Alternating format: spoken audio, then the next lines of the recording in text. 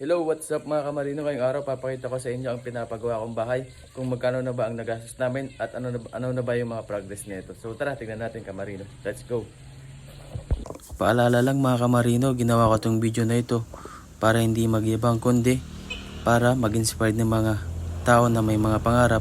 Kasi sa totoo lang mga kamarino, nagsimula din talaga kami sa wala. Nang dahil sa pagsisikap namin ng aking asawa, ay nakapag-ipon ng konti kaya nakapagpasimula na kami ng ganitong bahay. Ang gusto ko lang iparating ay walang imposible sa taong madiskarte basta samahan ng dasal, pagsisikap at tiyaga sa buhay. So nakikita nyo, ito yung side niya mga kamarino. Lahat na po ng bakante dyan ay puro salamin po yan. Bali ang ginawa namin dito ay nagpagawa kami ng plano sa architect na kilala ng asawa ko. At kumuha kami ng magaling na foreman at mga manggagawa. So dito sa harap niya parang maliit lang siyang tignan kasi yan talaga yung design niya. Simple lang at walang gaanong arte sa harap. So tara tignan naman natin sa loob mga kamarino. Dito nga pala sa baba mga kamarino may isang kwarto dito at isang CR. Medyo maluwag dito sa baba mga kamarino kasi gusto ko maaliwalas yung kitchen namin. Mas maganda kasi pag maluwag sa baba, mas maliwalas tignan ng bahay. Pero depende pa rin yan sa tingin ng tao at sa gusto ng tao. Pero sa akin ito yung gusto ko mga kamarino. So dito yung salas niya medyo maliit tignan pero pag natapos po yan ay maganda po yan. Yan puro salamin po yan mga kamarino.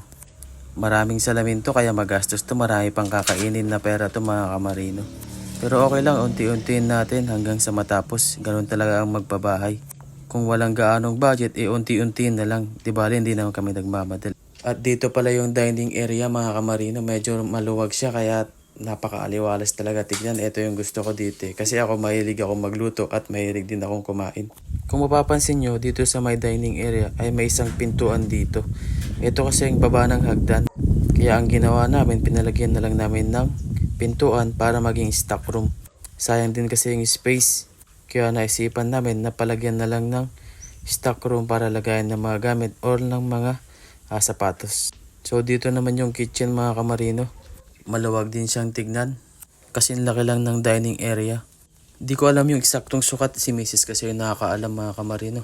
Dito nga pala may isang CR dito sa baba. At may isang kwarto dito. So ito nga pala yung room number 1 mga kamarino. Halos lahat ng kwarto ay magkakasukat. Etong room number 1 ay may terrace din to mga kamarino. Diyan sa taas balcony yan ng isang kwarto. So tara, punta naman tayo sa dirty kitchen sa labas. So bali sa area na to maglalagay kami ng gazebo at maglalagay kami ng maliit na pool dito mga kamarino. At dito na rin yung laundry area. Ito naman pala yung magiging dirty kitchen namin. Hindi pa yan tapos mga kamarino. So tara, punta naman tayo sa taas mga kamarino. Etong hagdan nga pala medyo malapad to kaya maganda rin tignan. Kombinasyon ng salamin at kahoy ang papalagay namin na handrail dyan mga kamarino. So bali itong nakikita nyong bakante dyan ay puro salamin po yan hanggang sa taas. Ang pagpapagawa ng bahay ay medyo nakaka-stress talaga mga kamarino kaya sana maging handa tayo bago tayo magpagawa ng bahay. So ito naman yung toilet number 2 dito sa taas. Ito yung magiging toilet ng 2 kwarto dito. Ito yung room number 2. Medyo maluwag talaga yung mga kwarto niya mga kamarino kaya maaliwalas tignan. At pina-high ceiling din namin kaya kahit mainit yung panahon ay hindi gaanong ramdam. So dito pagbukas mo ng bintana at tingin ka lang sa nature ay marerelax ka na. Dito nga pala sa pinagpatayan namin ng bahay, kukunti pa lang yung bahay pero nasa gilid po kami mismo ng kalsada kaya hindi siya nakakatakot. Tara, punta naman tayo sa room number 3. So dito sa room number 3 mga kamarino ay halos parehas lang sa room number 2 kasi magkapares sila ng sukat. High ceiling din siya. At syempre pag bukas mo ng bintana, nature pa rin na makikita mo kasi wala pang gaanong bahay.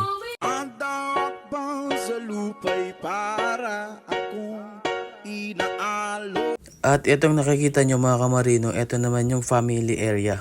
Maglalagay kami ng TV dito para pag gustong mag-movie marathon ay pwedeng dito.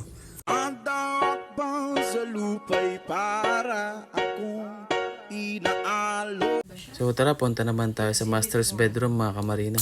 Tingnan natin kung anong meron dito. Siyempre ito yung pinaka-paborito kong part kasi dito ako matutulog kasama ang misis ko.